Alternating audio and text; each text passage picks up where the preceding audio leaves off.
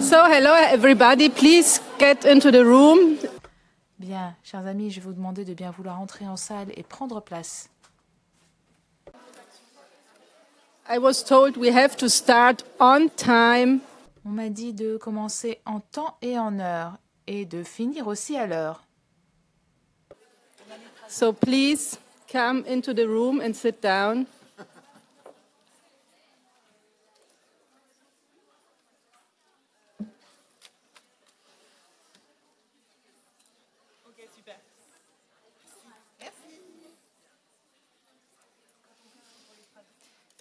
So,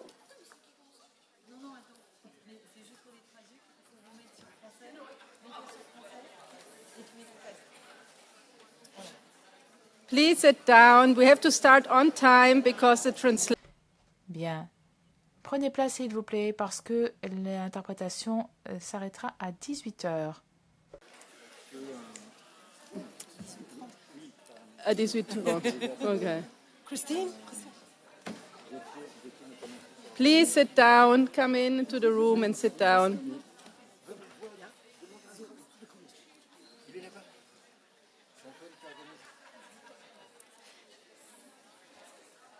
So I think we can start, if you're okay with that. If I could ask for a little bit. Bien. Puis-je vous demander un peu de silence en salle, s'il vous plaît? Okay. Thank you very much. Merci beaucoup. Merci d'être présent ici pour le deuxième panel. Je suis Manuela Ripa du Parti démocrate écologiste en Allemagne. Avec Caroline Rose, je vais présenter ce panel aujourd'hui. Nous avons déjà tenu la première session et nous avons beaucoup entendu parler de législation sur le bien-être animal. Nous attendons avec urgence une telle législation parce que nous souhaitons mettre un terme dès à présent à la souffrance de millions d'animaux. C'est pour cette raison que nous demandons une législation. Mais durant ce deuxième panel, nous allons nous intéresser aux meilleures pratiques, aux bons exemples en Europe où le bien-être animal est déjà appliqué. C'est essentiel aussi de partager les bonnes pratiques, les meilleurs exemples. Voilà ce sur quoi porte l'Europe. Apprendre de nos voisins, voir ce qui est appliqué, ce qui fonctionne bien et ce qui pourra être répliqué aussi dans nos régions. Et nous avons la chance de voir que beaucoup d'entre vous agissent pour les animaux et un grand nombre sont présents en salle aujourd'hui. Et je vous prie de m'excuser parce que nous ne pouvons pas vous céder la parole à toutes et à tous. Avec d'autres députés européens qui organisent, nous avons choisi 10 initiatives, projets ou campagnes qui ont lieu en Europe que nous avons trouvés très inspirants ou pertinents. Donc, bienvenue à tous les panélistes. Je vois que nous avons aussi des représentants très jeunes, donc bienvenue à vous aussi. Chacun d'entre vous disposera de 5 minutes. Nous avons quelqu'un qui est le gardien du temps. Donc, vous avez 5 minutes et ensuite, on devra vous interrompre parce que nous souhaitons entendre tous les exposés. Nous souhaitons aussi vous céder la parole pour pouvoir poser des questions, donc il faudra être très strict sur le temps imparti. Et à présent, je vais céder la parole à Caroline qui va présenter les premiers intervenants. Merci Manuela. Comme tu l'as dit, les écologistes se battent pour les animaux au niveau européen. On l'a vu au niveau du premier panel. Maintenant, on va passer sur le panel, sur tout ce qui se fait, je dirais, au niveau local, au niveau national. Pour gagner du temps, je vais passer directement à notre premier orateur qui s'appelle Francis Fétou. Francis Fétou, en 2020, les écologistes ont remporté les élections municipales de Bordeaux, dans le sud-ouest de la France. Et Francis est élu conseiller municipal et il est en charge du respect du vivant et de la condition animale. Et il va nous parler de ce que justement les écologistes ont mis en place au sujet des animaux qui vivent dans nos villes, que ce soit les oiseaux, les rats, les chats errants. Francis, tu as 5 minutes. Merci Caroline. Est-ce qu'on m'entend ? Donc, chers eurodéputés, chers élus et chers militants de la cause animale et chers curieux, je remercie les organisateurs pour cette journée et pour l'honneur de débuter cette séquence. Élu municipal en charge de la condition animale de la ville de Bordeaux, je suis convaincu que le niveau local est le plus important de tous pour aider les animaux. Pour cela, je vais faire un tour d'horizon des actions que peuvent conduire les municipalités françaises en faveur des animaux. L'écologie, c'est penser de manière systémique. En lien avec notre politique de démocratie participative, j'ai proposé aux Bordelais une consultation sur la place de l'animal en ville avec un focus sur la place du chien. Le mois dernier, 2 ans plus tard donc, j'ai même rencontré une jeune entrepreneuse qui avait présenté les résultats de cette consultation à son banquier pour en obtenir les financements. La France a la chance de compter de très nombreuses associations nationales et locales. À mon sens, un élu municipal a la position idéale pour valoriser ce travail associatif.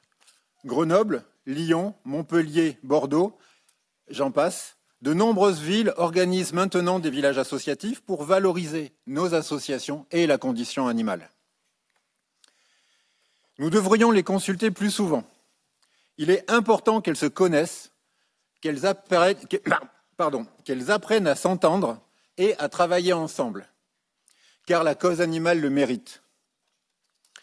J'ai profité des résultats de la consultation citée précédemment pour initier un travail collaboratif avec les associations bordelaises. Autre exemple remarquable, Strasbourg, qui valorise le travail des bénévoles. En effet, la ville fournit une carte pour les nourrisseurs de chats libres. Les associations ont aussi un rôle prépondérant à jouer dans nos politiques publiques. Elles sont les premiers acteurs de terrain. Et je tiens ici à saluer l'initiative de la métropole de Lyon, qui met une enveloppe conséquente à destination de ces villes pour les aider dans la stérilisation des chats errants. Nous avons aussi le levier de la commande publique.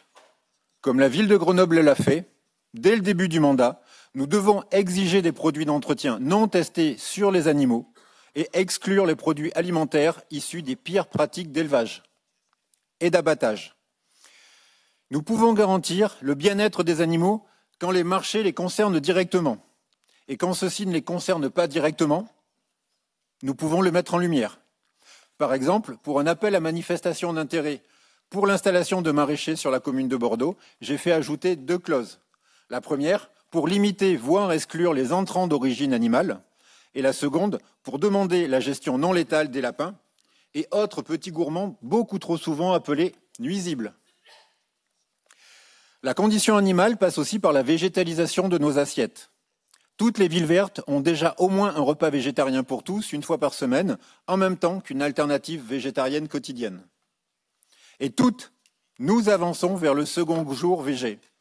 Et pour cela, nous soutenons les filières de légumineuses bio, locales, que le gouvernement français refuse encore et toujours de développer. Autre levier fort, la mise en place de plans de gestion non létale pour les animaux liminaires.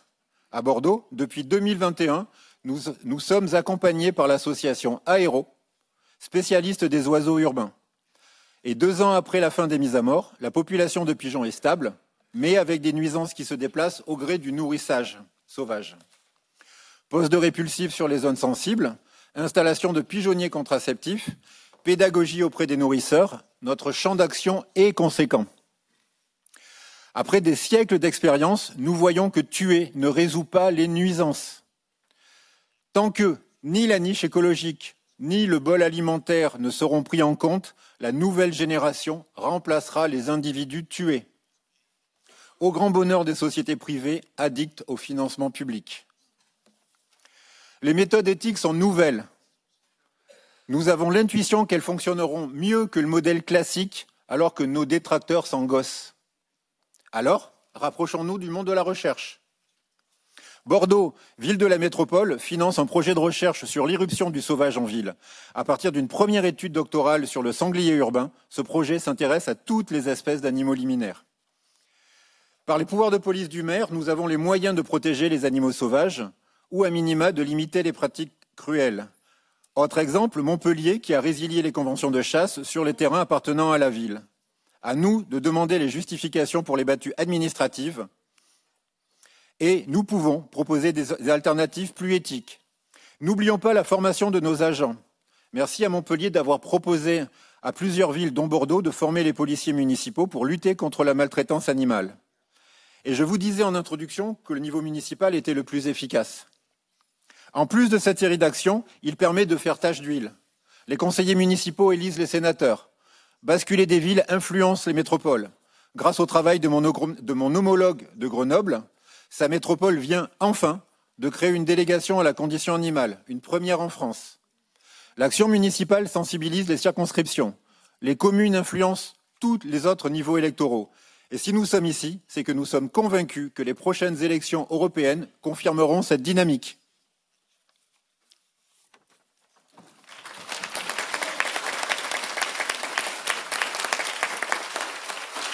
Thank you. Merci beaucoup, Francis.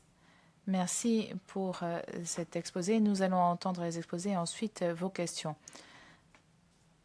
Il y a d'autres animaux qui n'ont pas été mentionnés aujourd'hui. Il y a des milliers d'animaux chaque année qui sont utilisés à des fins de recherche scientifique.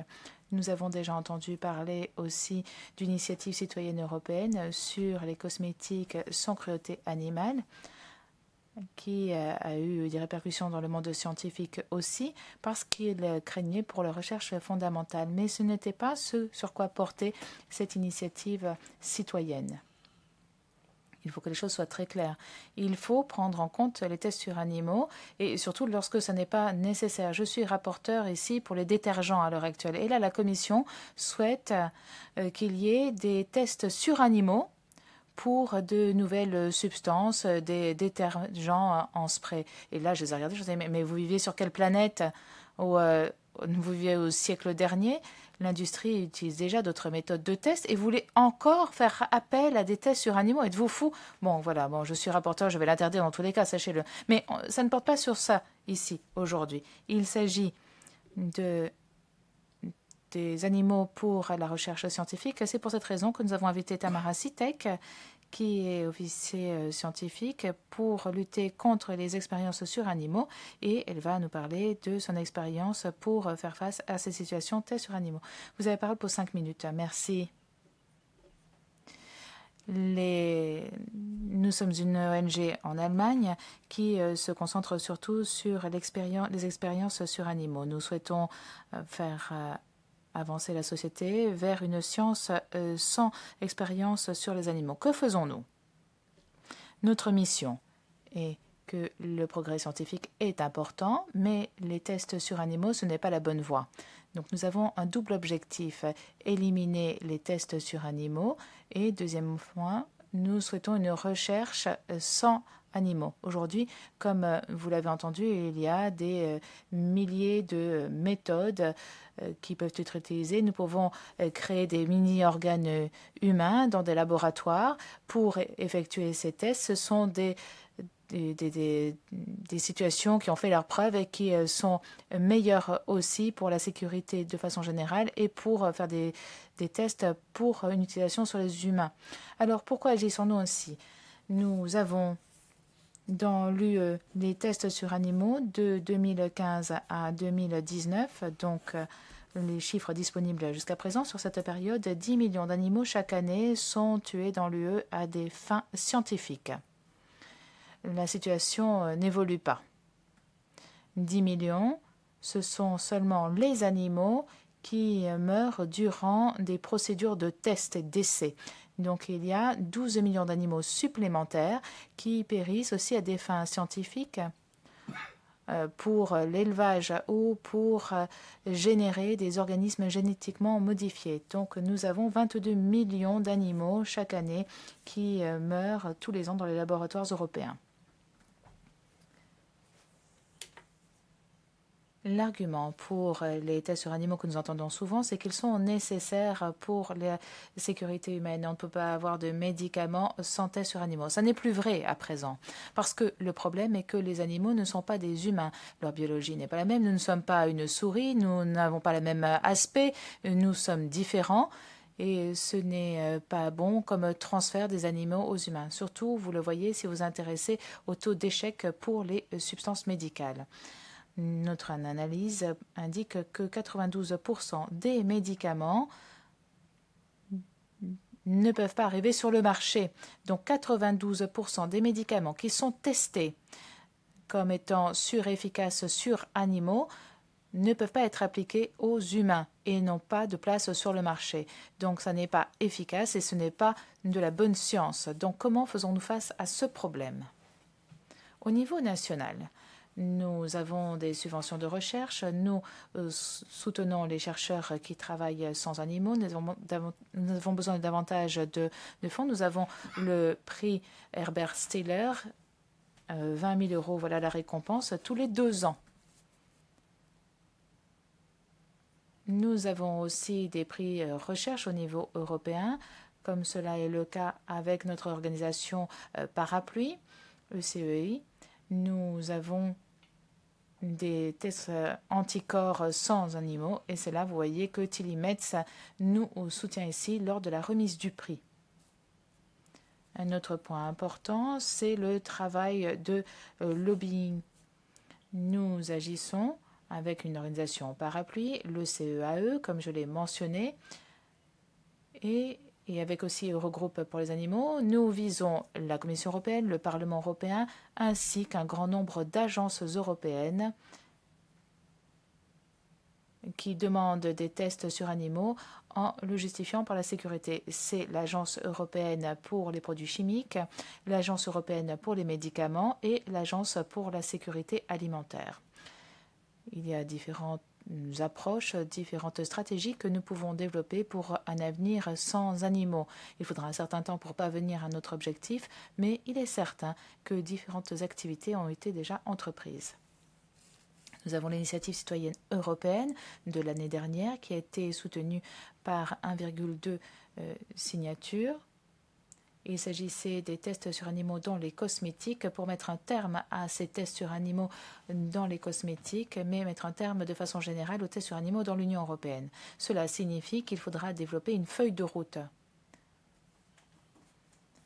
Ce qui est important, c'est de comprendre les réactions positives et négatives de la Commission, mais l'ECHA et la Commission européenne se sont engagés à développer une feuille de route pour des tests de produits chimiques sans animaux.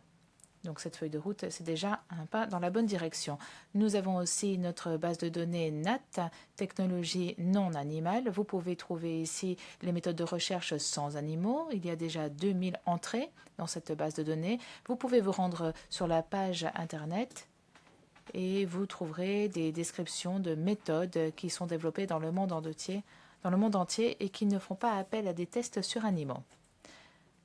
Au niveau mondial aussi, nous soutenons des comités scientifiques, notamment des congrès tels que le sommet mondial MPS à Berlin en 2023, qui peuvent promouvoir d'autres solutions grâce à la réunion de tous les chercheurs du monde qui travaillent sur des méthodes de recherche sans animaux. Merci de votre attention.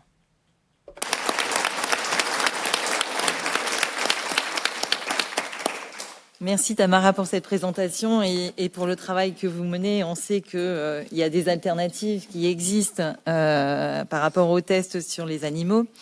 Je vais passer aux orateurs suivants et donner la parole à Mathilde et Nicolas qui sont nos plus jeunes intervenants aujourd'hui.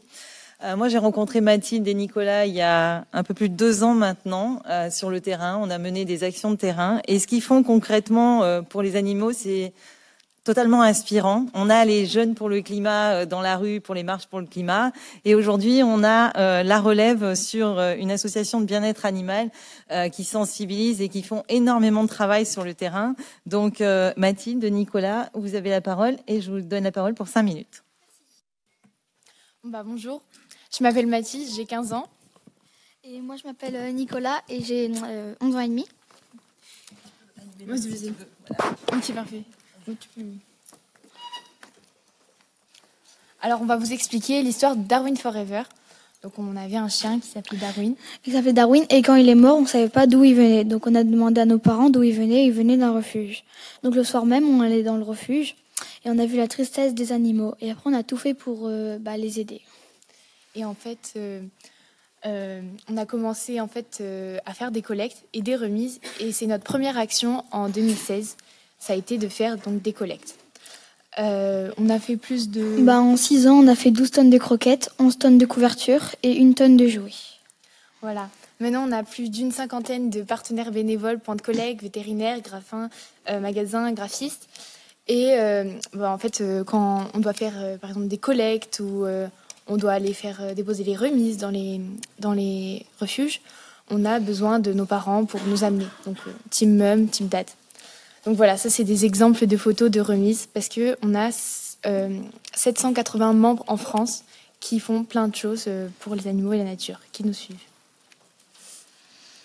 Alors, c'est notre deuxième action phare, ce sont les créations de dessins et de vidéos sur les réseaux sociaux. Donc là, c'était sur la thématique « N'achetez plus, mais adoptez ». Ce sont nos premières affiches en 2017. Donc, c'est toujours des créations de dessins, de vidéos, de posts sur les réseaux. Notre troisième action, ce sont les concours. Les concours de dessin. Ah ouais. Les concours de dessin, on a fait sur le monde marin, on a fait sur Imaginer un nouveau monde. Avec David Hallyday comme président, et c'est donc imaginer un meilleur monde en respectant les animaux et leur environnement. Donc on a eu des personnalités dans le concours. Donc, par exemple, on a eu David Hallyday, Pierre Rabhi, paix à son âme, Didier Van Covelard, Natacha Harry, Anouchka Delon. Donc voilà, on a eu un beau monde dans chaque concours. Aussi, on a notre quatrième action. On a une chronique dans la presse. En fait, ça passe dans Nice Matin, Monaco Matin et Var Matin. Et on a fait plein d'interviews, plus de 40 interviews, et ça dure depuis 2 ans. On a fait avec Faustine Bollade, Jean-Pierre Foucault et Bernard Weber. Et plein d'autres. Après, on a notre 5e action qu'on commence depuis 2021. C'est la création de 2 projets pédagogiques qu'on a commencé. En fait, c'est pour sensibiliser. Donc, on passe dans les écoles, entre midi et 2, ou dans les centres aérés. Et en fait, on explique, donc par exemple, on prend... on peut revenir avant. En fait, ce sont les dessins animés que tout le monde connaît. Et par exemple, on disait... comme quoi, Astérix, Obélix, ils ne peuvent pas abandonner Idéfix. Et donc, c'était notre moyen de communication et de sensibiliser les petits. Voilà. Si on peut... Notre 5e action, c'est donc le 2e projet pédagogique pour la protection des océans et de ces mammifères marins et contre les pollutions, parce qu'il y a plein de pollutions, donc les pollutions, déchets plastiques et sonores aussi, qu'on ne parle pas souvent. Donc, on passe dans les centres aérés et dans les écoles. Donc voilà, donc les écoles depuis 2020. Donc là, c'est les exemples de photos aussi. Après, si on peut passer. Après aussi, on passe dans les CESAD. En fait, ce sont des services médico-sociaux, donc avec des enfants avec un léger handicap. Et donc, on passe dans les refuges, on fait des collectes, on fait de la sensibilisation et ça se passe super bien, c'est trop bien. Après, donc voilà, les centres aérés, donc depuis 2020, ça date depuis 2 ans et on s'amuse et c'est trop bien. Donc là aussi, on fait une animation et des sensibilisations dans les magasins et dans les centres commerciaux. Donc là, c'était à Cultura. Là, c'était à Cap 3000. Voilà, donc la Valbonne aussi. Et on fait plein d'actions de sensibilisation là-bas, sur place. Notre 7e action phare, c'est de faire des expositions, donc avec tous les dessins qu'on récolte dans les centres aérés, dans les écoles, et après on les expose dans la ville où on a fait la sensibilisation. Et donc après on a plein de dessins et c'est trop bien. On fait des expositions. Voilà. Donc là c'est quelques reportages sur l'association. Ils sont passés. Après on a reçu le prix des jeunes héros des animaux en 2021 par PETA. On a aussi été dans le livre de ces jeunes qui défendent les animaux. Donc c'était en début septembre. Et voilà, merci beaucoup. Et on aimerait vous présenter quelques projets, quelques rêves qu'on aimerait faire. Donc, si tu veux parler. Moi, j'ai un jeu qui s'appelle Brawl Stars que j'aime beaucoup. Et je voudrais faire un partenariat avec eux et créer un personnage qui ferait passer un message, on va dire, pour sensibiliser les gens à la cause animale. Et moi, j'aimerais créer un permis de bonnes actions, donc un permis européen qui serait dans toutes les écoles d'Europe et qui reprenne toutes nos actions depuis 2016, parce que ça fait plus de 6 ans et demi qu'on fait des actions pour les animaux et la nature. Et donc toutes nos actions terrain, et ça donnerait des points pour le brevet ou pour le bac. Voilà. Merci beaucoup. Merci.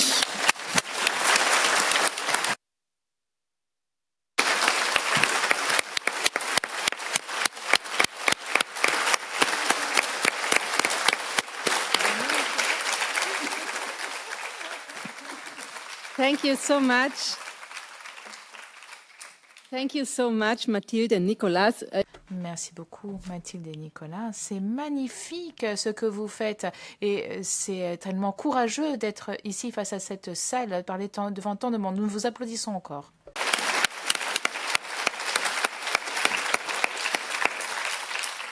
And it is great to see that. Et c'est merveilleux de voir que des jeunes sont si engagés déjà pour le bien-être animal. C'est une source d'espoir pour l'avenir. Nous verrons que les choses vont évoluer. Johanna Born, est-ce qu'elle est là quelque part? Ah, là-bas, parfait. Vous pouvez nous rejoindre. I can already introduce you while you. Je peux déjà vous présenter. The other way around. She is a legal advisor. Elle est conseillère juridique pour le bureau de bien-être animal à Berlin, en Allemagne. Au niveau fédéral en Allemagne, cela a été créé. Il faut savoir que tout land allemand n'a pas un officier bien-être animal. Dans mon land, il y en a un, mais en Bavière, par exemple, ce n'est pas le cas. Et mon parti lutte pour que il y ait aussi un officier bien-être animal en Bavière. Une pétition a été lancée à l'heure actuelle pour obtenir un tel officier bien-être animal. Mais tout le monde ne sait pas ce que font ces officiers bien-être animal. Dans d'autres pays européens, il n'y a pas cette entité. Donc, c'est pour cette raison que nous souhaiterions vous entendre, Johanna, pour savoir ce qu'est un officier bien-être animal et savoir quelles sont vos activités. Sehr geehrte Damen. Merci, mesdames et messieurs. Je me réjouis donc de vous présenter le travail effectué par le gouvernement fédéral Anya et Kari. Donc, le mandat des chargés de la protection du bien-être animal a été créé en 2020 et donc c'est la première et elle se terminera avec la fin de la législature au Bundestag. Ariane Kari est donc vétérinaire responsable de bien-être animal. Elle a donc travaillé comme vétérinaire pour le service public, protection des animaux, et elle a été active dans le Bade-Württemberg dans l'administration des services vétérinaires. Nous sommes une petite équipe. Et donc, il y a une autre vétérinaire. Il y a également une équipe administrative et moi qui suis juriste. Donc, il y a d'ailleurs une vacance que je vous signale. Diapositive suivante. Il est donc d'autant plus important que nous puissions avoir des priorités. Et c'est nécessaire parce que le bien-être animal est un domaine très complexe. En fait, il s'agit non seulement de la manière dont les animaux sont traités dans l'agriculture, il s'agit également des animaux domestiques et de la recherche. Donc, en fait, tous les domaines où l'on a une interaction avec les animaux tombent sous la responsabilité du bien-être animal, et c'est pour cela que nous appuyons sur 3 piliers. Et le premier pilier, donc, c'est du travail de sensibilisation. En effet, plus on en sait, mieux on protège les animaux. C'est l'ignorance, en fait, et le manque de conscience qui génère de la souffrance animale. Un bon exemple sont, par exemple, les chiens qui sont abandonnés dans une voiture surchauffée. En effet, les canicules, effectivement, coûtent des vies canines. Mais il faut également diffuser le savoir scientifique et sensibiliser le grand public à ces nouveaux savoirs. Donc, l'Office pour la protection du bien-être animal fédéral se livre à des campagnes de sensibilisation dans les réseaux sociaux et donc cherche à être un point de contact pour nos concitoyens et concitoyennes. Deuxième pilier, une meilleure législation et de meilleures réglementations. En effet, nous devons une justice aux animaux. Dans le droit pénal, il y a un manque criant de respect de la loi et cela n'est pas seulement dû en fait à un manque d'application de la réglementation en vigueur, mais aussi à des lacunes juridiques. Madame Kari donc va en fait jouer un rôle moteur pour lancer des procès et ainsi attirer l'attention sur la question du bien-être animal.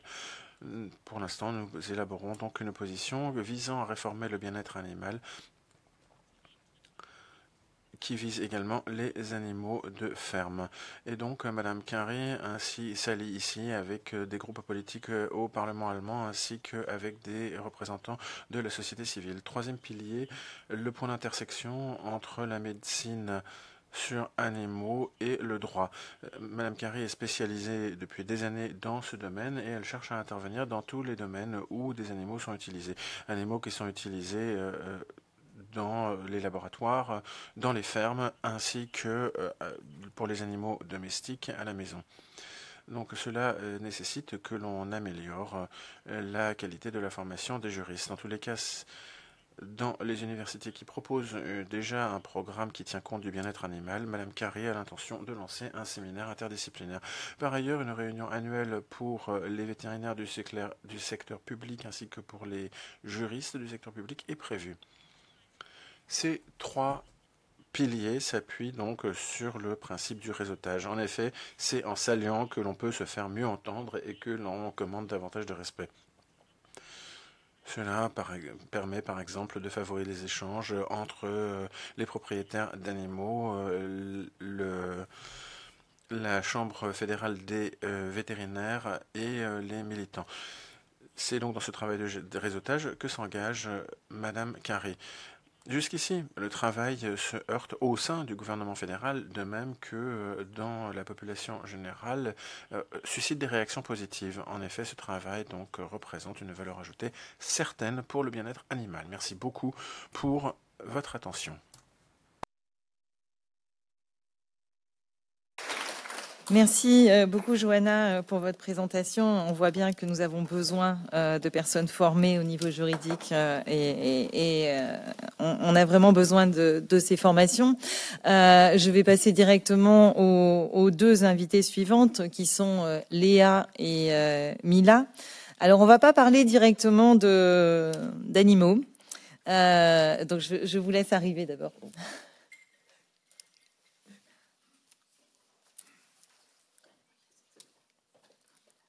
Bonjour.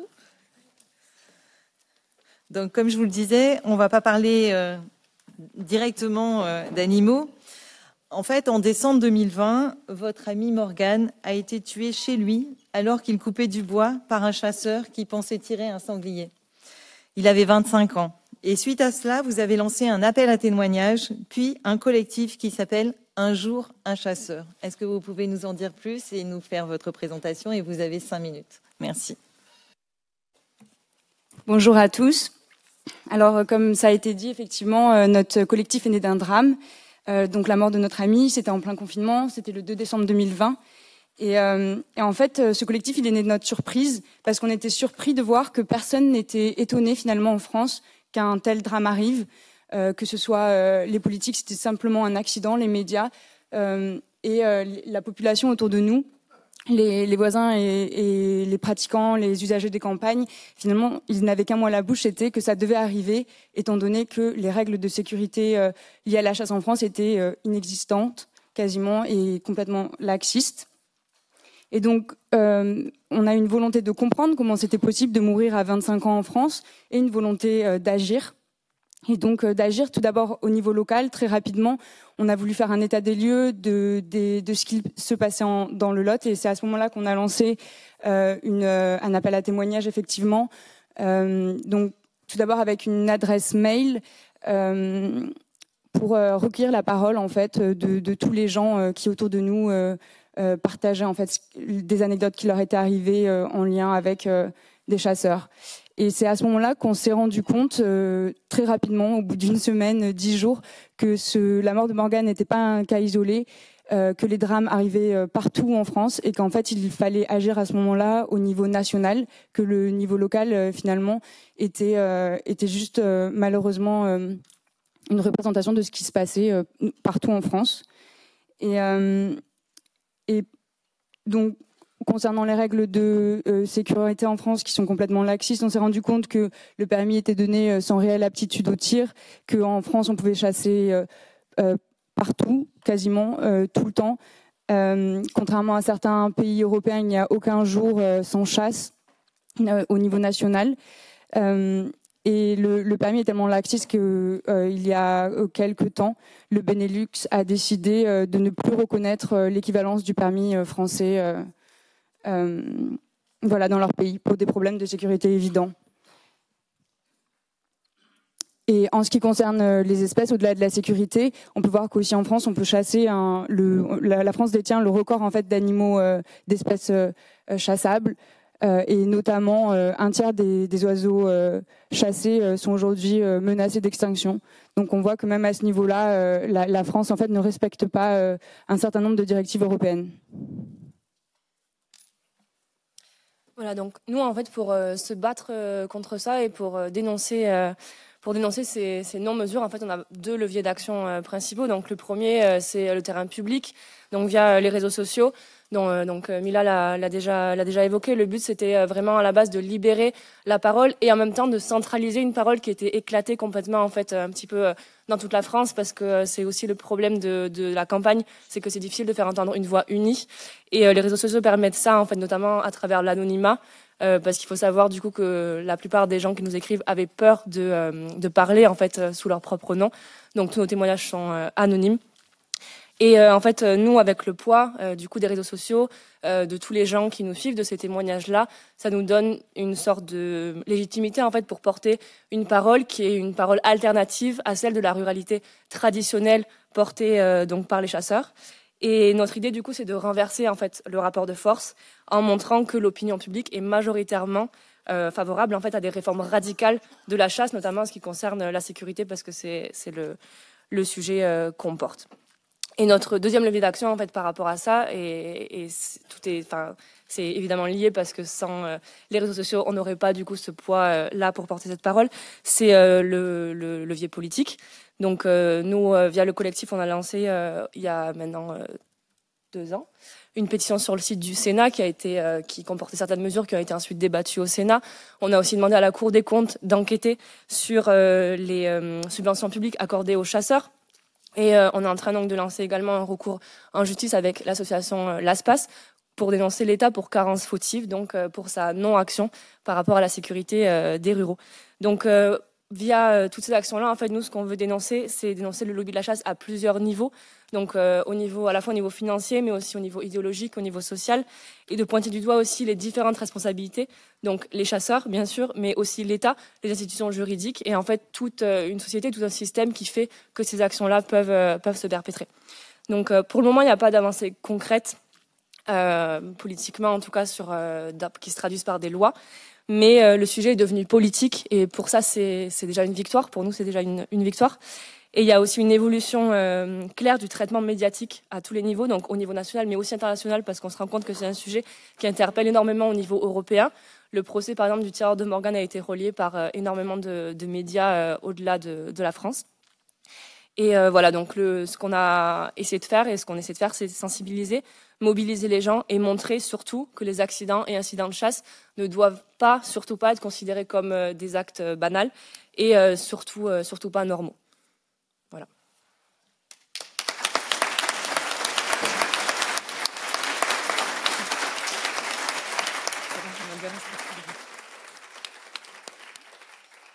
What a tragedy, and therefore thank you so.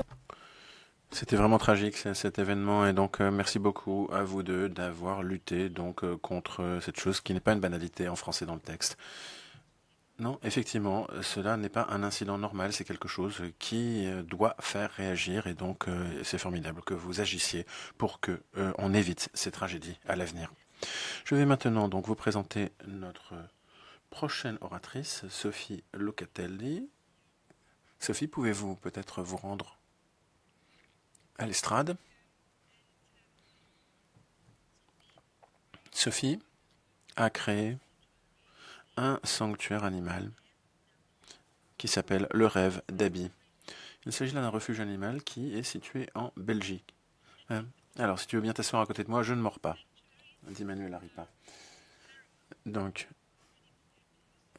ce refuge, ce sanctuaire, donc, est quelque chose d'exemplaire. Et donc, j'aimerais remercier tous les bénévoles. En effet, on sait à quel point le bénévolat joue un rôle important dans les refuges et les sanctuaires pour le travail accompli. c'est grâce à leur engagement sans faille que on peut effectivement faire quelque chose au bénéfice de l'ensemble de la population et je pense qu'ils méritent en effet davantage de financement public. Mais je vais me tourner maintenant vers Sophie et Sophie va pouvoir nous expliquer pourquoi, ce qui l'a amené à créer ce refuge et comment son refuge fonctionne. À vous Sophie. Bonjour à tous. Donc moi je suis présidente et fondatrice du refuge pour chevaux et animaux de ferme, le Rêve d'Abby. J'ai créé ce refuge le 12 juin 2012 lorsque j'ai rencontré un être exceptionnel. Une petite vache, en fait, est entrée dans ma vie. J'ai toujours aimé les animaux, mais j'étais citadine, j'habitais Bruxelles et j'ai voulu acheter une ferme dans la campagne pour pouvoir avoir mes chevaux à la maison. J'ai découvert le monde rural en allant chez mes voisins agriculteurs et en voyant un petit peu comment tout se passait dans les fermes d'un point de vue pratique. Et j'ai eu la chance de vivre la naissance d'Abby. Malheureusement, Abby avait un frère jumeau et dans les exploitations laitières, lorsqu'il y a des jumeaux, la génisse a beaucoup de chances d'être stérile à l'âge adulte. Elle est donc envoyée à l'abattoir, parce que l'agriculteur ne prend pas le risque financier de l'amener jusqu'à l'âge adulte.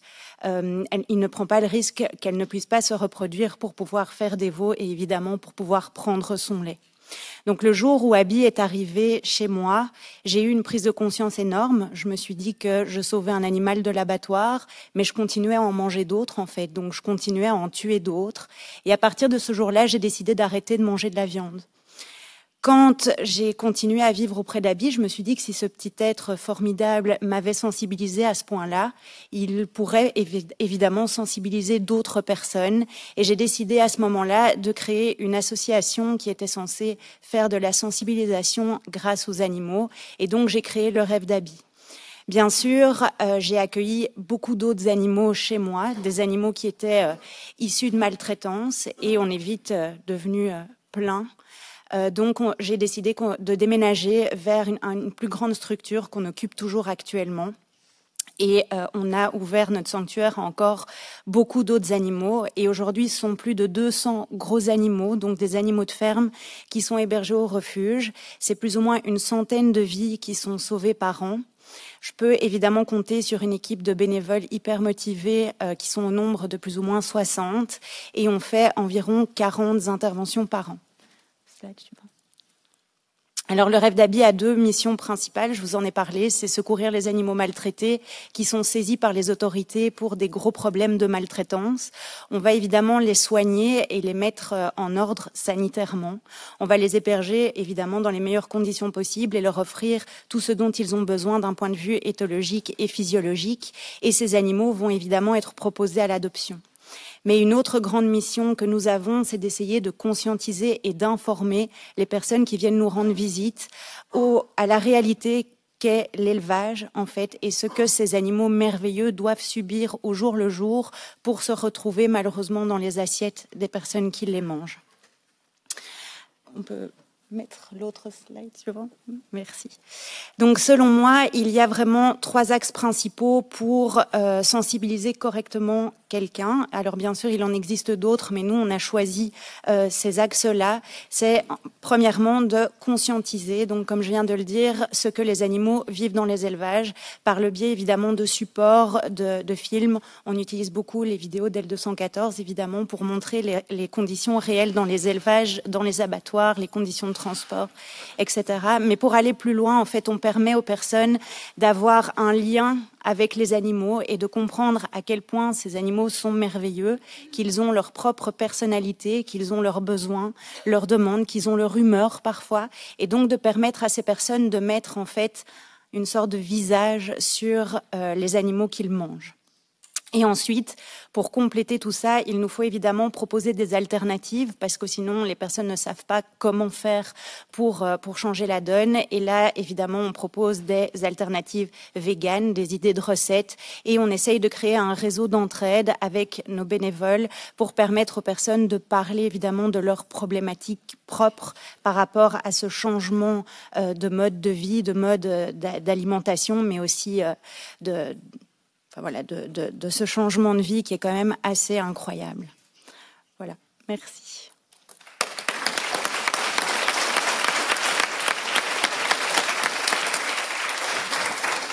Merci again for your great work. Merci beaucoup. J'ai trouvé que c'était un témoignage vraiment touchant. Et puis effectivement, ce veau, donc cette petite vachette que vous avez sauvée, c'est vraiment quelque chose qui touche, qui parle. Donc nous avons entendu donc parler de protection du bien-être animal en Allemagne. Et maintenant, nous passons donc au cas français. Et donc, je vais passer la parole à Marie-Françoise Amar, qui est donc conseillère municipale à Strasbourg.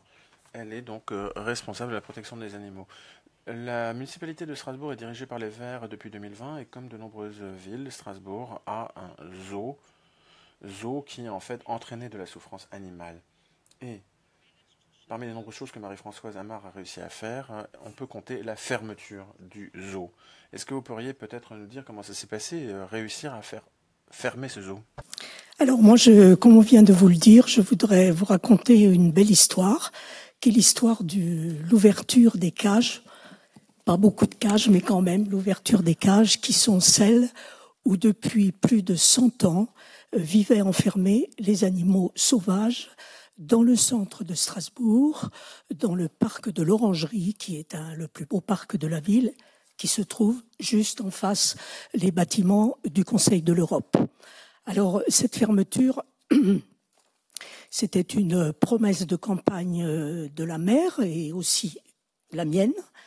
Et bon, tout le monde nous avait dit que c'était tout à fait idiot de penser à ça, que jamais ce zoo, qui était une institution strasbourgeoise, fermerait ses portes, et que donc c'était mission impossible. Mais c'est d'ailleurs pour ça qu'on l'a fait. Voilà. Donc le zoo, il a été créé en 1903.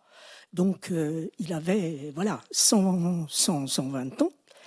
Et depuis 120 ans, il accueillait dans des conditions déplorables une centaine d'animaux de 30 espèces différentes. Et il était géré depuis tout ce temps-là, et surtout depuis les années 30, par une association qui avait l'association des Amis du Zoo, qui avait autrefois contribué dans les années 70-80 à réintroduire la cigogne blanche en Alsace, mais que depuis ce temps-là ne faisait plus grand-chose et certainement pas de veiller au bien-être des animaux sauvages qui étaient détenus dans vraiment de très très mauvaises conditions. Alors l'association ne disposait d'aucun financement en dehors de la perfusion substantielle que la ville de Strasbourg lui donnait chaque année sous la forme d'une subvention votée en conseil municipal. Chaque année, il y avait quelques conseillers écologistes qui levaient la main pour dire ça peut pas continuer. Et puis finalement, on votait quand même la subvention. Voilà. Donc, les animaux étaient retenus derrière ces barreaux. Et en 2017, il y avait déjà eu une très importante mobilisation sous l'impulsion de quelques grandes associations pour faire partir au moins les 2 lynx qui étaient vraiment sur du béton dans des conditions abominables. Et voilà, la pression de l'opinion publique et des associations militantes ont eu gain de cause. Et les lynx ont traversé la frontière pour rejoindre le Bärenpark, qui veut dire le parc des ours en allemand, un sanctuaire qui se trouve dans la forêt noire, à 1 heure de Strasbourg, où ils ont rejoint les ours qui se trouvaient là, et aussi quelques loups. Et je peux vous dire que j'ai été les voir, leur regard, leur pelage, leur façon de se déplacer en dit long sur la différence qu'il y a entre un zoo et un sanctuaire. Et donc le processus de cette fermeture, il a été long, il a été délicat, il a été difficile.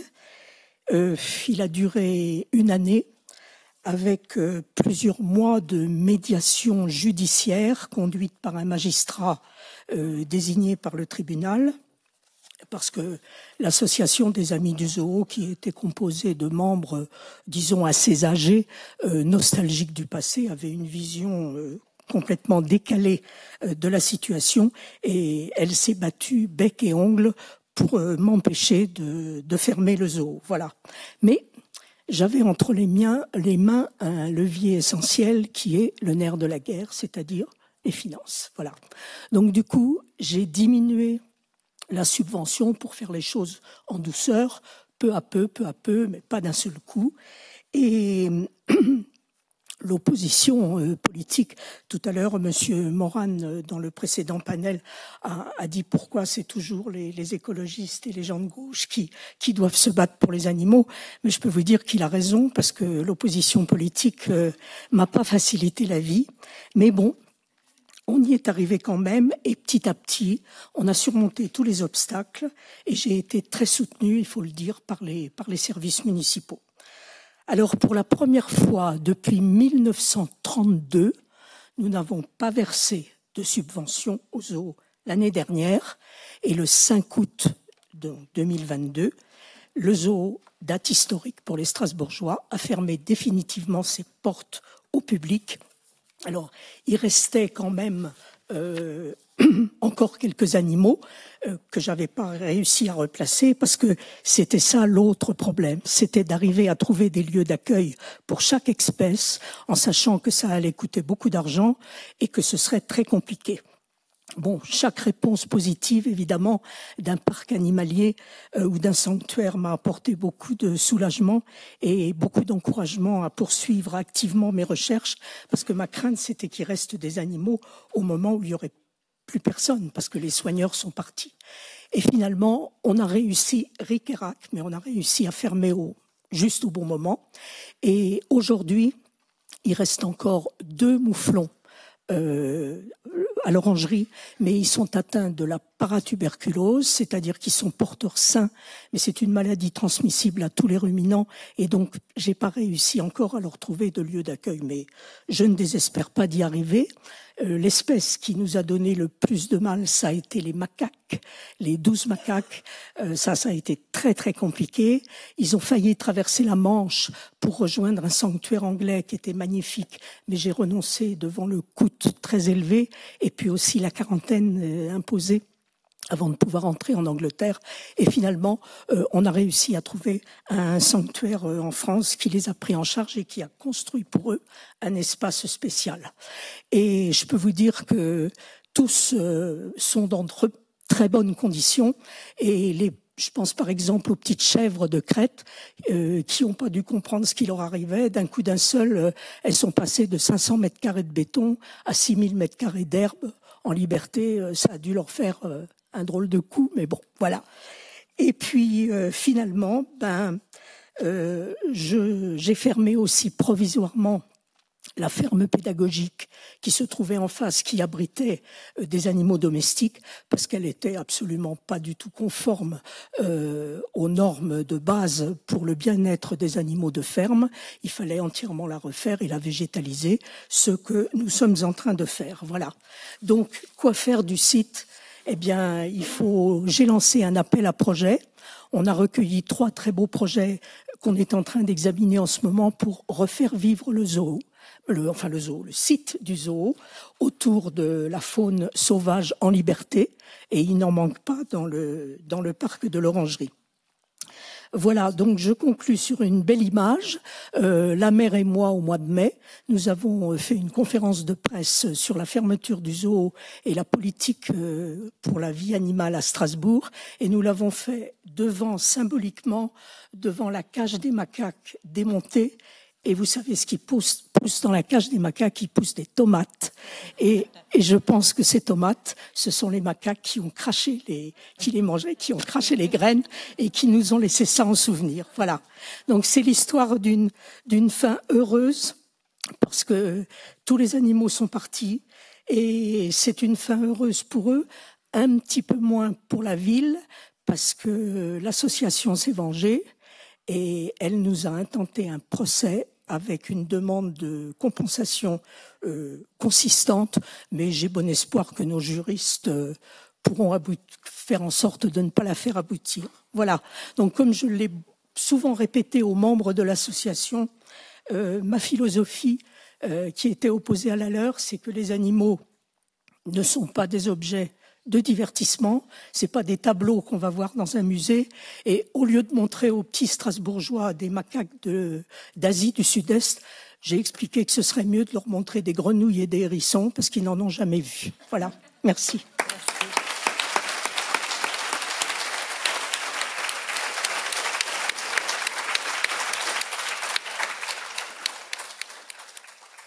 Merci Marie-Françoise. Alors, on va continuer de parler sur des actions concrètes qui peuvent être menées au niveau local pour promouvoir la cause animale avec notre prochain invité qui est Gauthier Chapuis.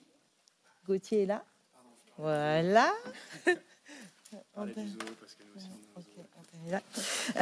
Donc Gauthier Chapuis, il est adjoint délégué à la végétalisation, la biodiversité, à la condition animale et à l'alimentation à la mairie de Lyon.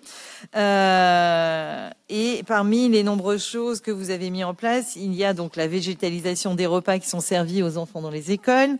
Et je te laisse désormais la parole pour que tu nous parles un petit peu de tout ça en détail, et tu as 5 minutes. Merci Caroline.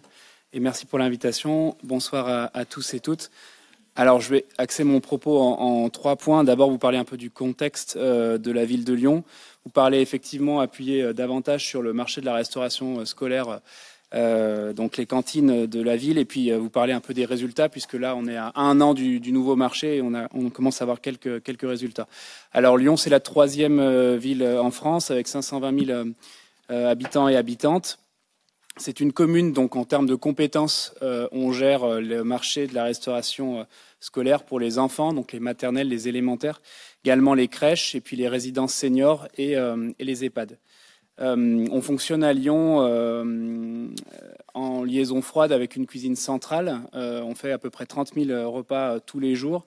Et quand on est arrivé en 2020, il a fallu tout de suite se mettre au travail pour la refonte du cahier des charges. Alors on appelle ça CCTP dans le langage un peu technique. Ce que l'on s'est tout de suite dit, c'est que l'on allait le refaire avec les gens qui mangent d'abord, donc avec les enfants, les parents d'élèves, et puis avec les agriculteurs, les agricultrices, puisqu'on avait un objectif d'aller chercher du local et du bio, et enfin avec les associations, notamment de la condition animale, parce qu'on avait un souhait très fort en fait de mettre ça au cœur du marché. Donc, on a travaillé ça avec Greenpeace, avec L214 et avec l'AVF, qui est l'association végétarienne de France, sur notre territoire. C'est un marché qui est très important à la ville. Il fait plus de 40 millions d'euros, 43 millions d'euros, et on l'a axé sur 3 menus en fait que l'on a souhaité déjà changer en termes d'appellation, ne pas appeler le menu classique, le menu où il y a de la viande. Donc on a appelé ça le menu petit bouchon. Donc pour les Lyonnais, ça fait référence à la gastronomie qui est carnée. Et le menu végétarien, qui est donc 100% végétarien, lui s'appelle le menu jeune pousse. Ce qui laisse du coup un panel de choix aux enfants et aux parents d'avoir un repas qui est 100% végétarien ou un repas qui est carné. Et quand je dis carné, sur une semaine, il y a 2 services, c'est une semaine de 4 jours. Le mercredi, les enfants ne mangent pas à la cantine. Il y a 2 repas carnés, donc avec de la viande ou du poisson, et 2 repas végétariens. Donc on a quand même réduit drastiquement la part de produits carnés. C'est des menus végétariens, donc on ne parle pas de vegan. On doit respecter des normes en France qui nous imposent aujourd'hui de ne pas passer sur du 100% vegan, mais ce qui réduit quand même la part de chair animale servie aux enfants. Et on a inscrit dans le cahier des charges, dans le préambule, plusieurs choses, et notamment la définition de ce qu'est le bien-être animal. Avec la recherche des labels, notamment on en parlait tout à l'heure sur aller chercher de la viande qui respecte des conditions du bien-être animal et qui soit la plus locale possible pour éviter notamment le transport des animaux. Donc on est label bio, label rouge en fonction des critères et on va dire de l'exigence du critère. Notre viande est 100% locale, à part le porc qu'on a une difficulté à aller chercher, et 100% bio ou label rouge. Les résultats après 1 an du marché, donc dire qu'on ouvre aussi le marché des crèches à cette nouvelle stratégie-là. Depuis 3 semaines, enfin 1 mois, la crèche suit ce pas-là avec objectif 100% bio, 50% local, réduire la part de viande, l'arrêt de la viande rouge, l'arrêt de la charcuterie notamment. Voilà, les résultats sur la cantine, c'est que en fait on a 25% des enfants qui choisissent aujourd'hui le menu végétarien.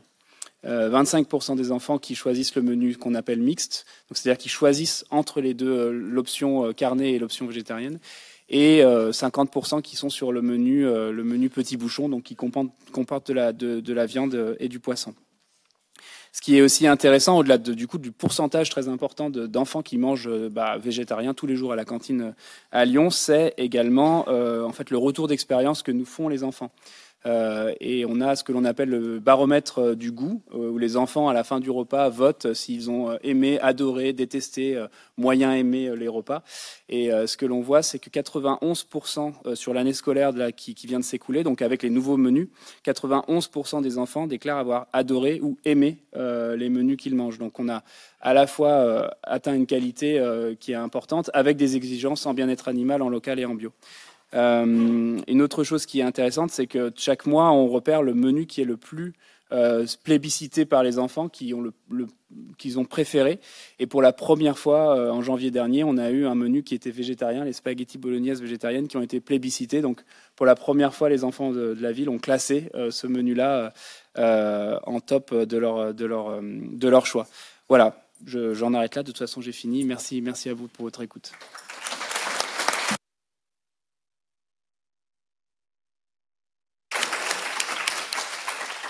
Merci Gauthier. Oui, en effet, la semaine dernière, j'étais sur Lyon pour la fête des animaux et quand on m'a donné ce pourcentage de 25% de repas végétariens dans les cantines, j'étais agréablement surprise. Alors bravo pour ça parce que c'est vraiment très chouette. Alors certains le savent peut-être. Moi, je suis membre de la commission pêche au Parlement européen et avec mes collègues Ska qui n'est pas là, mais Francisco qui est ici, on se bat pour que les poissons ne soient plus les grands oubliés du bien-être animal. Et en fait, aujourd'hui, on ne pouvait pas passer outre de parler du sujet du poisson. Et c'est pour ça que nous avons invité Chiara Caprio, qui travaille sur la question du bien-être des poissons pour l'organisation Esser Animali. Donc, je vais vous laisser la parole pour 5 minutes. Merci. Thank you. Merci beaucoup. Merci de nous avoir invités. Je vais commencer par vous dire 2 mots sur Essere Animale et nos activités. Nous sommes une ONG italienne. Nous nous concentrons sur les animaux d'élevage. Pas seulement sur le bien-être des poissons, mais amélioration des normes pour tous les animaux d'élevage et bien entendu aussi pour une transition vers une alimentation plus durable et bien entendu des aliments véganes. Pour le bien-être des poissons, il y a beaucoup à faire en Italie. Nous avons commencé à travailler il y a de cela 3 ans pour qu'il y ait une prise de conscience sur les poissons. Dans notre pays, la difficulté principale était au niveau des institutions, mais aussi au niveau des citoyens, car ils ne sont pas vraiment conscients de la façon dont les poissons peuvent aussi souffrir et qu'ils sont en fait comme d'autres animaux. Ce que nous avons essayé de faire dès le départ, c'est qu'il y ait une sensibilisation par rapport aux poissons, fournir des informations sur leur éthologie, leur comportement, leurs besoins, ainsi que de réaliser de nombreuses recherches sur les élevages de poissons. Nous nous sommes concentrés sur l'aquaculture en Italie. C'est un business florissant. Nous commençons par le commencement pour que les normes du bien-être des poissons soient adaptées au bien-être des poissons. Les premières recherches qui ont été effectuées, surtout en Italie, mais nous avons voulu concentrer notre attention avec d'autres organisations tels que Flag Free Animals et Equalia en Espagne et en Grèce. Surtout parce que lorsqu'il s'agit des élevages de poissons, il y a beaucoup d'importations et d'exportations. En Italie, nous avons un marché qui n'est pas composé seulement d'élevage italien, mais nous importons beaucoup de poissons de Grèce. Il y a de nombreux échanges entre les pays européens. Donc, nous souhaitions avoir une image d'ensemble plus claire quant à cette problématique et fournir à nos institutions, aux décideurs, aux médias, au public, une image complète de la situation. Voilà le travail que nous avons accompli durant les premières années. Après toute cette recherche, nous avons élaboré un rapport sur l'aquaculture en Italie. Nous avons pu traiter de la question avec des entreprises.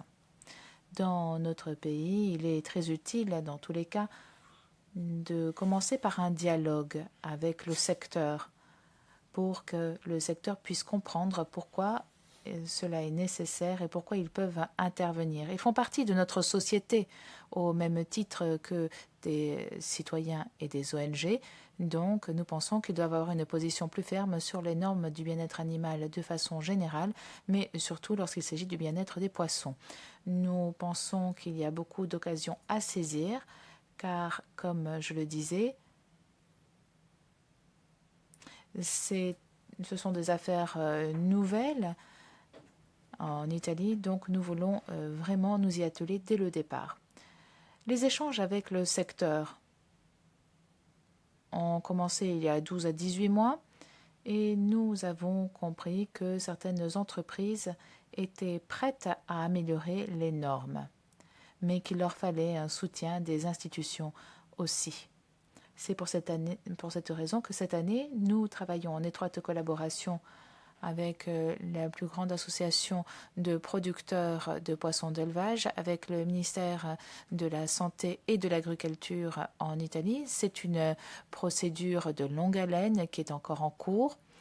Nous voulons nous assurer que des éléments concrets seront développés, mais nous avons adopté une perspective qui est propre à l'Italie. L'Italie a décidé ces dernières années de produire des étiquettes d'État pour le bien-être animal et pour la durabilité.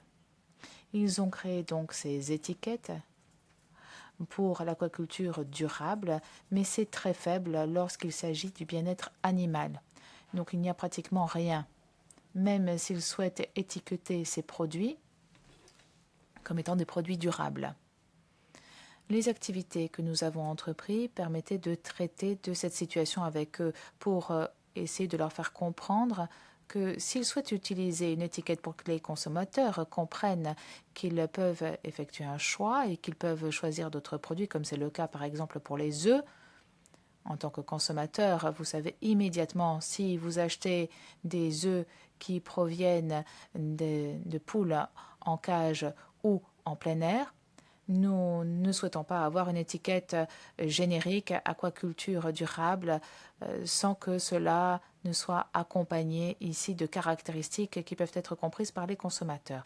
Le sujet principal dont nous traitons avec eux, c'est par rapport à l'abattage. Nous voulons être certains que cette étiquette comporte des indications précises quant aux méthodes acceptées et des définitions précises sur ce qui peut être considéré comme bien-être animal et ce qui n'est pas du bien-être animal. C'est une procédure qui se poursuit, le dialogue se maintient. Les résultats principaux que nous avons pu obtenir jusqu'à présent et que certains producteurs ont compris que c'est un changement nécessaire et certaines entreprises nous ont dit qu'elles allaient défendre cela. Nous avons entamé des échanges avec des entreprises en Europe qui ont à disposition la technologie nécessaire pour que ces méthodes soient appliquées en Italie. Donc c'est aussi ce que nous essayons de faciliter. Le dialogue que nous avons avec les institutions doit permettre de faire comprendre que nous savons ce qui est le mieux pour le bien-être des poissons, nous avons les bons contacts, nous avons toute la recherche et nous essayons d'agir en tant que médiateurs entre les différentes parties prenantes pour être certains qu'il y ait vraiment un changement pour les animaux.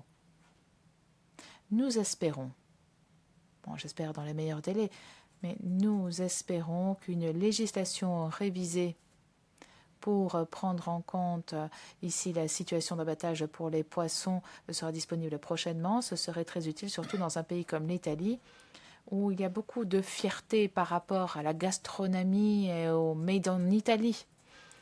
Ce que nous essayons de faire, c'est de faire comprendre que si l'on souhaite promouvoir les produits italiens et le Made en Italie de façon adaptée, il faut inclure des politiques de bien-être animal concrètes et réelles par rapport aux animaux d'élevage et au bien-être des poissons. Donc voilà l'angle d'attaque pour l'instant. Comme vous le savez, ces derniers mois, nous avons eu un changement de gouvernement, nous avons une nouvelle majorité et il a fallu adapter notre message à ce nouveau contexte. Nous sommes prêts à l'adapter pour que ce soit aussi adapté à la nouvelle situation politique. Comme vous le savez, la nouvelle majorité est très proche d'associations d'agriculteurs, donc nous souhaitons l'utiliser. La piste, d'après nous, c'est de trouver les meilleures voies pour nous assurer que tout le monde travaillera ensemble en visant un même objectif. Voilà pourquoi un autre point auquel nous nous intéressons à l'heure actuelle. Oui, je vais rapidement ajouter que nous travaillons sur la façon dont des fonds européens sont mis à disposition pour les entreprises par l'État italien ou par les régions italiennes pour que ces fonds soient utilisés par les agriculteurs pour pouvoir appliquer les bonnes politiques bien-être animal et bien-être des poissons. Tout cela s'inscrit dans une procédure qui devrait permettre d'obtenir des résultats plus concrets dans les mois à venir. Merci.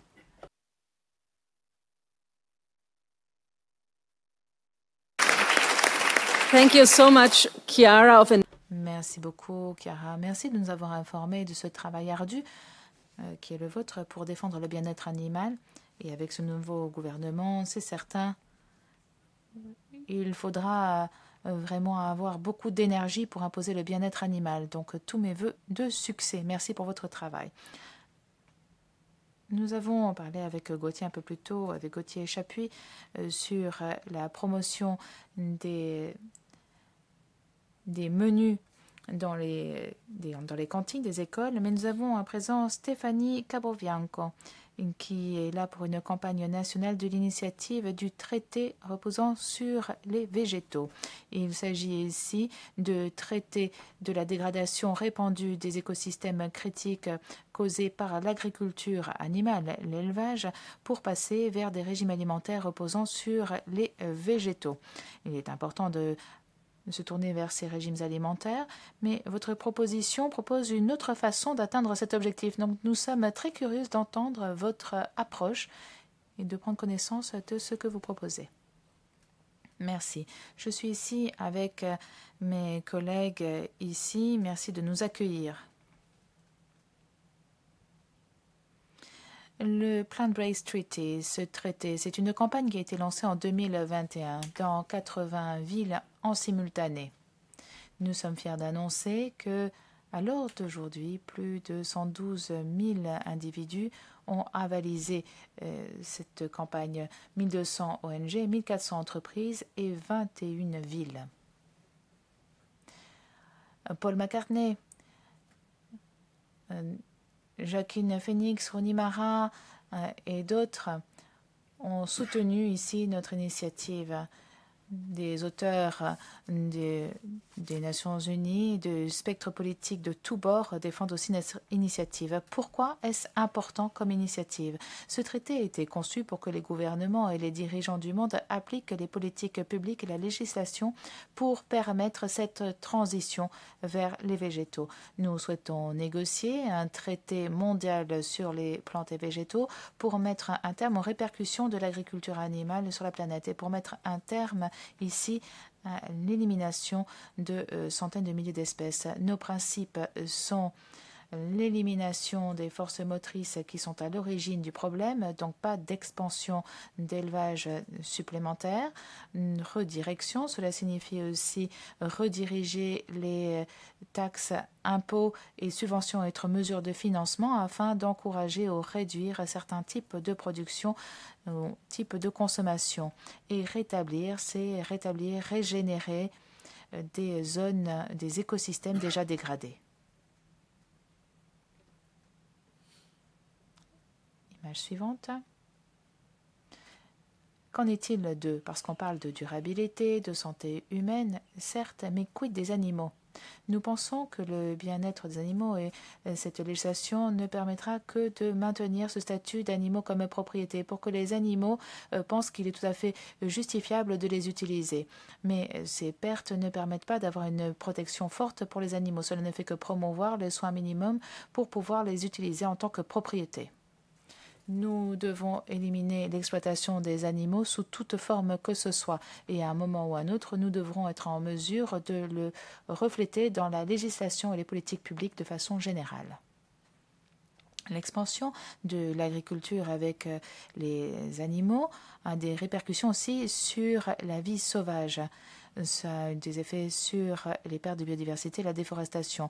L'échec à ne pas comprendre les liens entre l'humain et les animaux non humains est à l'origine de nombreux problèmes de nos sociétés, tels que des épidémies sanitaires, des catastrophes environnementales et d'autres déséquilibres sur notre planète. Si nous voulons faire face aux grands défis avec réussite à l'avenir, nous devons nous doter d'une approche holistique dans cette décision politique.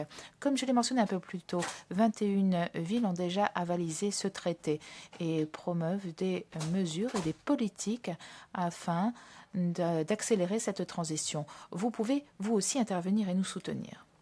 Le traité reposant sur les plantes et végétaux est une campagne positive qui offre des solutions, qui se concentre sur des changements systémiques, une transition juste, protection des animaux et restauration des écosystèmes. C'est aussi une possibilité pour travailler avec les communautés locales, les entreprises et les villes afin de créer le changement avec eux.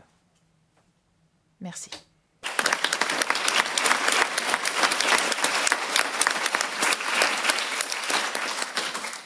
Thank you very much. Thank you. Merci beaucoup. Merci à tous les participants à cette table ronde. C'était vraiment des présentations très intéressantes, très stimulantes. Je suis certaine que vous avez de nombreuses questions. Mais bon, il ne nous reste que peu de temps, ce qui nous limite à 3 questions, malheureusement. Donc, levez la main, s'il vous plaît. Ça va être très difficile d'en choisir 3, mais je donnerai la parole à la dame qui est là-bas au fond. Brillet, je suis présidente d'une association qui s'appelle Transscience et on travaille à la transition vers une recherche non animale. Donc, tout à l'heure, un certain nombre de pistes ont été évoquées pour réduire ou remplacer les animaux, soit dans la toxicologie et puis la recherche. Il s'avère que nous, dans le cadre de notre travail de l'association, on a relevé une problématique qui apparemment n'a pas été relevée jusqu'à présent, c'est-à-dire c'est le problème de l'évaluation des projets. Qui évalue dans chacun de nos États les projets utilisant des animaux. Donc nous, en France, on le sait très bien. On s'est lancé d'ailleurs dans un certain nombre d'actions juridiques contre le ministère de la Recherche. En France, on a des comités d'éthique. Je ne sais pas si c'est le cas dans tous les pays, si ça s'appelle comme ça. Et je voulais soulever le problème de la directive européenne à ce niveau-là, et qui est vraiment totalement insuffisante sur ce qu'on entend par des autorités compétentes. Il y a effectivement l'article 59 qui parle de l'autorité compétente, mais on ne sait pas s'il s'agit de l'autorité compétente chargée de l'évaluation du projet, l'autorité compétente pour délivrer une autorisation de projet, etc. Et donc, là, il me semble qu'il faudrait vraiment... moi, je prône effectivement une révision de la directive, mais en particulier sur ce point, parce que tout simplement, même si les méthodes alternatives sont soutenues, développées, valorisées, dès lors que les personnes qui composent ces comités sont majoritairement des tenants de l'expérimentation animale, qui ne connaissent pas pour la plupart, enfin à part s'ils savent ce que c'est qu'une culture cellulaire, mais voilà. Donc on peinera énormément à avancer sur le remplacement par les méthodes alternatives. Donc ça me semble un sujet peut-être à explorer. Voilà. Merci beaucoup. I would like, if Tamara would like to join. Je me demande si Tamara aimerait peut-être répondre. Où est Tamara? Oui, elle est là. Vous avez tout à fait raison. Et vous avez bien défini le problème. En Allemagne, d'ailleurs, il y a celles et ceux qui, en fait, prennent les décisions finales, qui autorisent des expériences à être conduites. Et parfois, ces soi-disant experts ne sont pas vraiment des professionnels dans le domaine très pointu de recherche. Donc c'est bien le chercheur qui, en fait, est l'expert ou devrait être l'expert. Et donc l'expert va toujours trouver des raisons, en fait, pour lesquelles il faut procéder ainsi et ne rien changer au protocole parce qu'il est irremplaçable. Et en fait, cela vraiment conduit à une situation catastrophique. Donc c'est vraiment quelque chose qu'il faut changer. Merci beaucoup. Bon, alors, clairement, c'est un axe d'amélioration. J'ai vu une autre question. Bonjour, déjà je tiens à vous remercier pour l'organisation de cet événement qui est vraiment très bien. Donc je suis Edine Aristegui, maire adjoint à Montpellier. Je voudrais revenir sur l'intervention des personnes de Un jour un chasseur. Alors c'est un sujet qui nous tient à tous et à tout à cœur, parce que beaucoup de morts animales mais humaines aussi. Et d'ailleurs, comme Francis le disait tout à l'heure, c'est la raison pour laquelle à Montpellier on a résilié les conventions d'autorisation de chasse sur les terrains qui appartiennent à la commune. Et en fait, je voulais parler des victimes de la chasse, notamment les animaux, qui survivent. Et je crois pas avoir vu dans les propositions de loi, en fait, des mesures pour justement financer des centres de soins pour sauver les animaux. Et je pense que ce serait une bonne chose. Nous, on est en train d'en créer un à Montpellier, et justement dans le cadre de l'assistance à maîtrise d'ouvrage, j'ai pu voir un petit peu une cartographie des centres de soins à l'échelle européenne. Et il y a des pays qui sont très en avance, comme alors bon, maintenant ils font plus partie de l'Union européenne, mais le Royaume-Uni. Et bon, en France, on est vraiment les derniers. Mais il y a d'autres pays qui sont aussi en retard. Et je pense que ça serait une bonne initiative que de financer, de dégager des fonds pour financer des centres de soins, parce que voilà, certains pays vont le faire, mais d'autres, comme la France, non. Voilà. Juste un petit tac au tac. Oui, en effet, c'est une bonne idée. Il existe, je suis allée il n'y a pas très longtemps visiter un centre de faune sauvage où justement, comme il n'y a pas d'autres alternatives, récupérer justement des sangliers blessés et des cerfs blessés pour justement les soigner et les relâcher. Mais c'est vrai qu'on devrait développer et l'idée est très bonne. Tu veux rajouter? Oui, je peux ajouter quelque chose. Mais je pense en fait que cela vaut pour tous les programmes, toutes les initiatives. Je pense qu'effectivement, prendre soin des animaux blessés, c'est vraiment quelque chose qui ne doit pas être un angle mort. Et donc, oui, il y a besoin de davantage de financement, de soutien. Et d'ailleurs, c'est précisément cela pour que nous avons organisé ces deux conférences, pour vous présenter toutes ces formidables initiatives. Et donc, merci pour la vôtre aussi. Alors, le monsieur et la dame en jaune. Oui, merci beaucoup de m'avoir donné la parole. J'aimerais également remercier toutes les intervenantes. Je suis la présidente de la Société végane du Luxembourg. Je suis vraiment très heureuse qu'on ait finalement débusqué l'éléphant dans cet amphithéâtre. Donc, je suis vraiment heureuse que finalement on en parle. Je crois que c'est vraiment un sujet important. Et bien entendu, nous encourageons donc la refonte des règles de protection du bien-être animal au sein de l'Union européenne. Mais il ne faut pas oublier la source du problème. Ce sont des choix alimentaires et c'est la relation que nous entretenons à ces animaux. On ne peut donc pas du tout considérer cette question de manière abstraite. Et donc, il faut effectivement faire des choix d'alimentation durable, s'interroger sur les financements publics. Donc, ajouter quelques centimètres à la cage de l'animal, ce n'est pas ça qui va régler tous les problèmes d'un coup de baguette magique. Les problèmes systémiques vont requérir en fait des solutions beaucoup plus fortes. Le problème, c'est l'exploitation des animaux par l'être humain et en fait, l'idée qu'il puisse y avoir un animal de ferme heureux, c'est dérisoire. Et donc, il faut vraiment qu'on en parle au sein de nos sociétés afin que nous instaurions une alimentation davantage basée sur les plantes. Merci.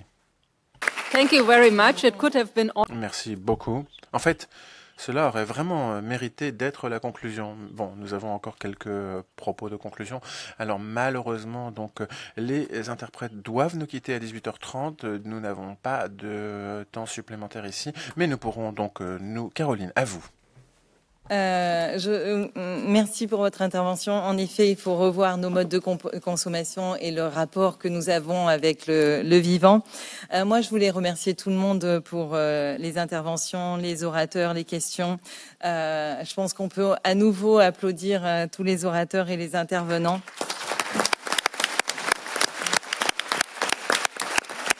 Alors, je conçois qu'il y a peut-être une frustration pour certains d'entre vous parce qu'il y a énormément de sujets qui n'ont pas été traités. Il y en aurait tellement sur le bien-être animal. Donc, si vous voulez, ensuite, on a un apéro vegan. Voilà. Et donc, vous aurez le temps de discuter entre vous et d'échanger vos contacts et de continuer les discussions. Et je pense que ce sera après une prochaine étape.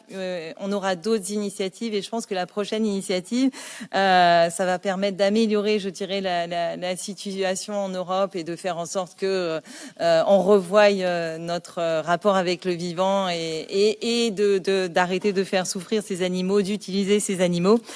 Mais avant l'apéro vegan, je vais donner la parole à notre collègue Francisco qui va conclure ce débat.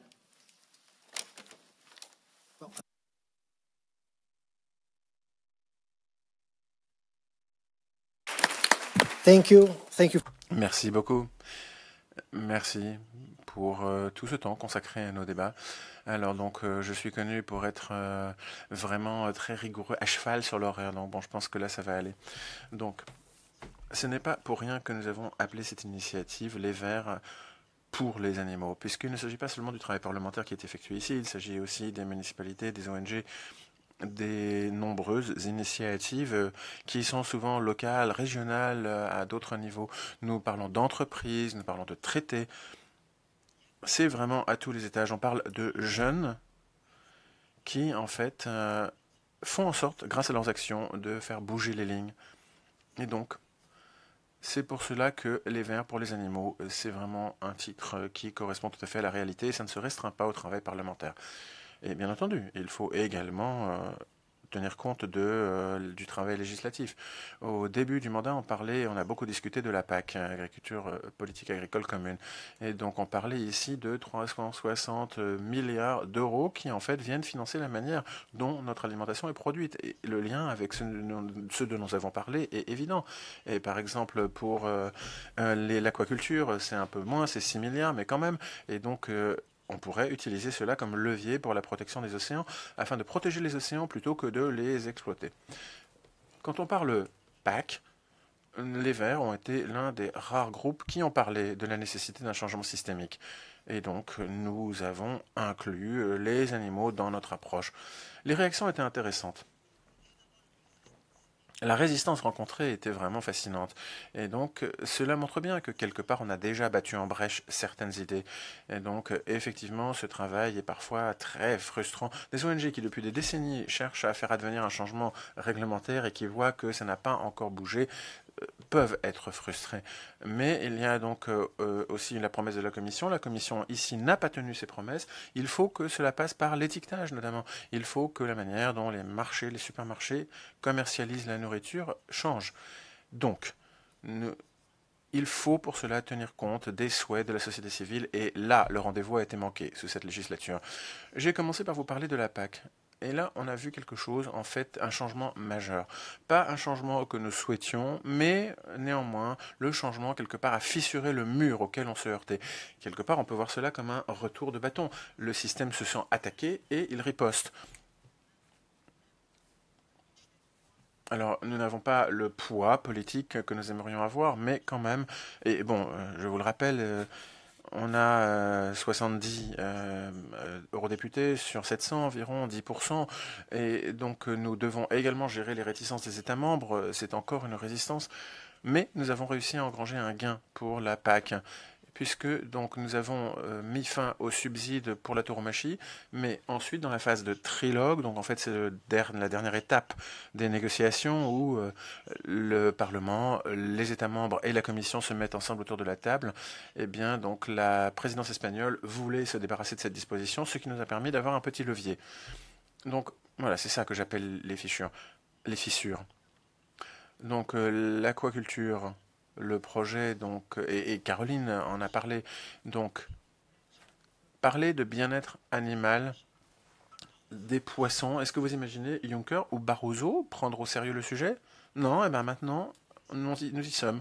En fait, on parle vraiment d'initiatives scientifiques, de la manière dont on peut avoir des rapports. Nous avons pu obtenir, commanditer un rapport, puis il y a eu un débat, et en fait, étape par étape, on va de l'avant. On pousse les choses. Alors oui, Beaucoup de choses doivent encore changer. Oui, il faut qu'on bouscule un peu la Commission.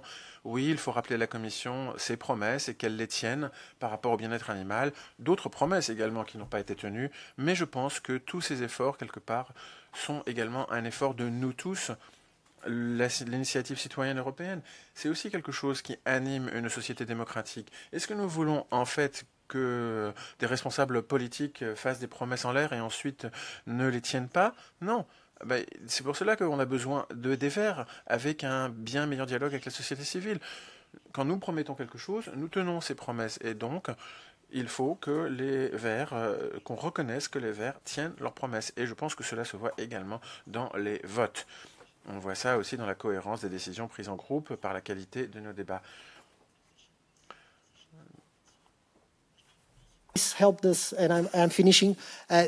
Oui, et j'en viens à la fin. J'avais dit que je serais concis.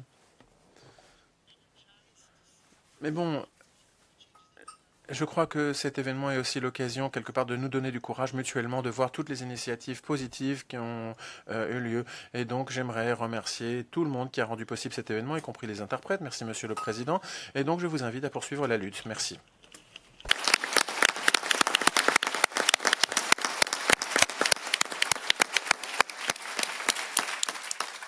Merci à toutes et à toutes et merci aux interprètes et rendez-vous à l'apéro vegan.